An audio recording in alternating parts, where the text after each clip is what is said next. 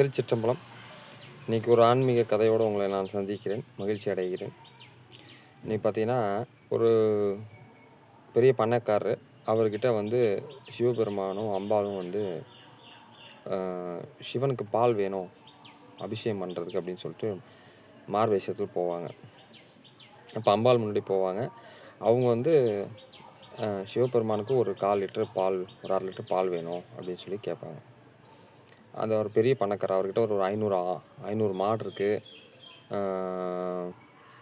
பெரிய வேலையாட்கள்லாம் நிறைய பேர் இருக்கிறாங்க, அப்புறம் வசதி வாய்ப்பு அதிகமாக இருக்குது. அப்போ அவர்கிட்ட கேட்கும்போது அவர் 1/2 லிட்டர் பால் வேணும், எங்கள் எம்பெருமான் சிவனுக்கு வந்து அபிஷேகம் பண்ணுறதுக்கு முன்னாடி அவர் வந்து தர மறுத்துடுறாரு. இல்லைங்க, பால் இல்லை, சரியாக போயிடும், எல்லாருக்கிட்டையும் வந்து நாங்கள் வாடிக்கையாளர் எல்லாருக்கும் வந்து கொடுக்கணும் அப்படின்னு சொல்லிடுறாரு. இப்போ அம்பாள் வந்து இது வந்து சிவபெருமான்கிட்ட சொல்கிறாங்க. சிவன் என்ன பண்ணுறாரு அப்படின்னா, உடனே அவருக்கு வரம் கொடுக்குறாரு, இன்னொரு 1000 மாடு அவனுக்கு கிடைக்கட்டும், இன்னும் இப்போ இருக்கிற சொத்தை விட 10 மடங்கு சொத்து சேர்ந்து கிடைக்கட்டும் அப்படின்னு. அம்பாளுக்கு ஒரே ஆச்சரியம், என்ன இது பால் தர மறுத்துட்டாரு அபிஷேகத்துக்கு, இவருக்கு போயிட்டு மேற்கொண்டு ஒரு 1000 மாடு, திருப்பி ஒரு 10 மடங்கு சொத்து அதிகமாக கொடுத்துருக்காரு கடவுள் அப்படின்னு சொல்லிட்டு நம்மளுக்கு ஒரு விஷயம், ஒரு ஆச்சரியம். திருப்பி இன்னொருத்தர் போகிறாங்க, ஒரு ஏழை எளிய ஒரே மாடு 2 மாடு வச்சுருக்கிற ஒரு பால் வியாபாரம் பண்ணுற ஒருத்தர் போகிறாங்க. அவர்கிட்ட பாலே இல்லை, ஆக்சுவலாக வந்து எல்லாமே கொடுத்துட்டாரு. அவர் மறுபடியும் அங்கே வந்து 5 லிட்டர் தான் கிடைக்கும், ஒரு மாட்டுக்கு வந்து 5 லிட்டர் தான் பால் கறப்பாங்க. அங்கே போய் கேட்டோன்னே அவர் என்ன பண்ணிட்டாரு, வீட்டுக்கு வச்சுருந்த பால் எடுத்து ஒரு 1/4 லிட்டர் இவ்வளோ தாங்க இருக்குதுன்னு சொல்லி கொடுத்துட்றாரு. கொடுத்தோன்னே அவர் என்ன பண்ணுறாரு, சிவபெருமான்கிட்ட கொண்டு வந்து கொடுக்குறாங்க. அந்த அம்பாலும் அந்த மாதிரி சந்தோஷமாக கேட்டோன்னே கொடுத்துட்டாருங்க, வீட்டுக்கு வச்சு அந்த பால் எடுத்து கொடுத்துட்டாருனோடனே அவர் என்ன சொல்கிறார் அப்படின்னா, இவர் சொத்தில் பாதி ஆயிரட்டும், 2வது இருக்கிற மாட்டில் எல்லா மாடும் வந்து காணா போயிட்டோம், இன்னொருத்தர்கிட்ட போயிட்டோம், இவரால் சமாளிக்க முடியாமல் போயிட்டோம், சொத்து வந்து காணா போயிட்டோம், பாதி ஆயிட்டோம்னு சொல்லி வரம் கொடுக்குறாரு. இப்போ அந்த அம்பாள் கேட்குறாங்க, ஏங்க பால் கொடுக்க மறுத்தவருக்கு 10 மடங்கு சொத்து அதிகமாகிடட்டும், 1000 மாடு அதிகமாகிட்டோன்னு சொல்லி நீங்கள் வரம் கொடுக்குறீங்க, இப்போ வீட்டுக்கு வச்சுருந்த பாலை தூக்கி அபிஷேகத்துக்கு கொடுத்தவருக்கு இருந்த மாடையும் தூக்கி அனுப்பிச்சிட்டிங்க,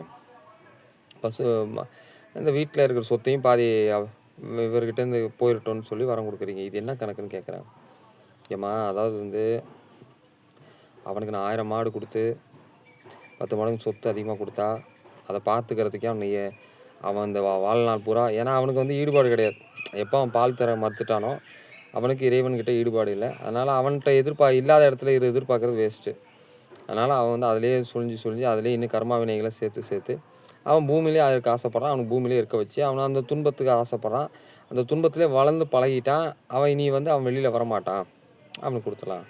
ஆனால் இந்த தம்பி வந்து இருந்த பாலே கொடுக்குற அளவுக்கு மனப்பக்குவம் வந்துச்சு அப்படின்னா கண்டிப்பாக இறைவன் அவரிடம் வந்துடுறாரு. இறைவன் வர இடத்துல வந்து ஆன்மீகம் மட்டும்தான் இருக்கும், பெரிய பகட்டு இருக்காது, பெரிய ஒரு இது இருக்காது. ஆனால் வந்து இவர்கிட்ட வந்து இருக்கும் பொழுது என்ன ஆயிடுது அப்படின்னா, நமக்கு வந்து அவனுக்கு எதுவும் சொந்தமாக இருக்காது, ஆனால் அவனுக்கு எல்லாமே கிடைக்கும், பால் கிடைக்கும், இதை விட பல மடங்கு பால் கிடச்சிரும், பேர் புகழ் எல்லாமே கிடச்சிரும். ஆனால் அவருக்கு அதில் வந்து ஒரு ஈடுபாடு இருக்காது.